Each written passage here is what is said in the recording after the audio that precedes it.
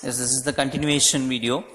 If modulus x is lesser than r, if modulus of something is lesser than r, then x can lie between minus r and plus r. X will lie definitely between minus r and plus r. We should know the conditions. If modulus x is lesser than r, then the only possibility is this x can lie between minus r to plus r. This is the first one. The second condition, if modulus of x is greater than r, this is less than r, this is greater than r. If modulus x is greater than r, then the condition is x will be lesser than minus r or x will be greater than r. Or even you can say like this, combining these two, we can even write like this, r lesser than x lesser than minus r. Even by, instead of writing these two, we can write like this also, x is lesser than minus r, x is lesser than minus r and x is greater than r. Combinedly we can say x lies between r to minus r. If you see this minus r to r, this is r to minus r, minus r to r, this is r to minus r. The third note is, if modulus x is lesser than minus r, if suppose modulus x is lesser than minus r, then we will say this, that is not possible. It is not possible because modulus always gives positive answer, right? Modulus will always give positive answer. Positive answer can never be lesser than a negative number.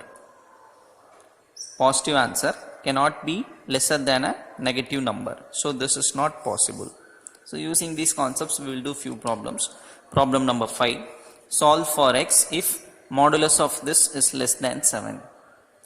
Now in the answer, since this is given, we will use this condition, mod x less than r. Here also mod x less than r. If you see, mod x less than r means what is the condition? X can lie between minus r to plus r. So r is 7 here. So minus 7 to plus 7, this x value can lie. Just using this condition, I am writing this. Now just take the left side separately and the right side separately. See this, plus 3 goes to other side, becomes minus 3, becomes minus 10, lesser than minus x. And here 3 goes to this side, 7 minus 3 becomes 4. So minus x less than 4. From here to here, I am just multiplying the inequality with minus symbol. Minus sign gets multiplied with both the sides. So automatically the inequality changes. I explained this already in your first chapter. Minus, minus, multiply. Multiply left hand side with a minus symbol, right hand side with a minus symbol. Then the inequality will change. Less than becomes greater than. Here also same thing. Minus x becomes plus x. 4 becomes minus 4. Which means I am multiplying with minus symbol. So less than becomes greater than. Now if you see, what is the meaning for this? X value will always be lesser than 10, right? What is the meaning for this? X is lesser than 10. What is the meaning for this one? X is greater than minus 4. Here this line says x is greater than minus 4. This line says x is less than 10. So what is the answer? Therefore the solution is x value should be greater than minus 4 and it should be lesser than 10. X value should be greater than minus 4 and it should be lesser than 10. So this is the solution for this inequality. So using the property alone, we are solving and getting this. Yes, we will go for the next problem number 6. Same type of question, solve for x. One condition was given to us. So I am writing this, modulus of 4x minus 5 is greater than or equal to minus 2. Right. Now I have a doubt here. What are the x values which will satisfy this condition? I have written the answer in single line. Here the solution is r, real numbers. Real numbers means I can use any value, that is the meaning. What is the meaning of capital R?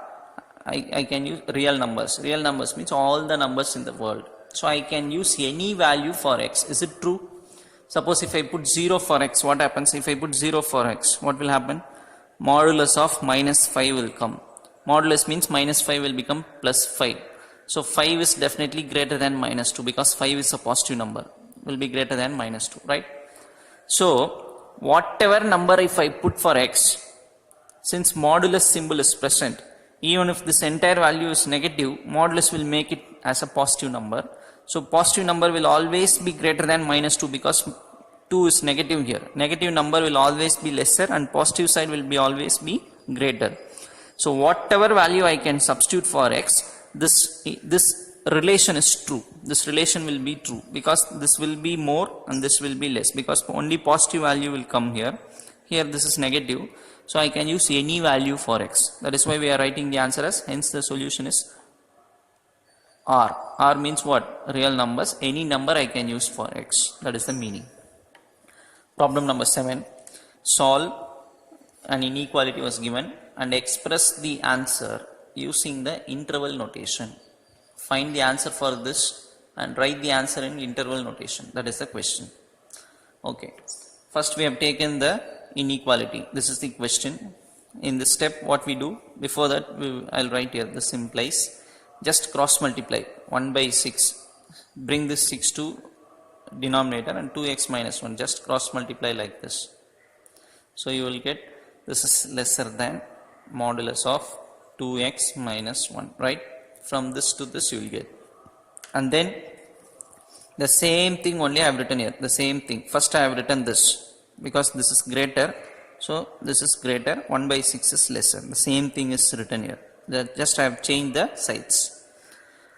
Mod 2x minus 1 is greater. Here also mod 2x minus 1 is greater. 1 by 6 is lesser. Here also 1 by 6 is lesser. So this and this are same. So what is the condition? This implies, what is the condition that I am applying here?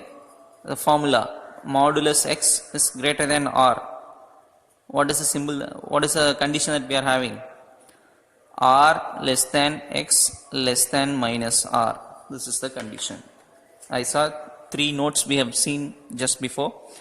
In that, the second note is this. Modulus x is greater than r implies x value can lie between r and minus r. That is what I have written. If you see this, x is less than minus r. This is x less than r is 1 by 6. Minus r means minus 1 by 6. If you see this, I have taken the left hand side condition here.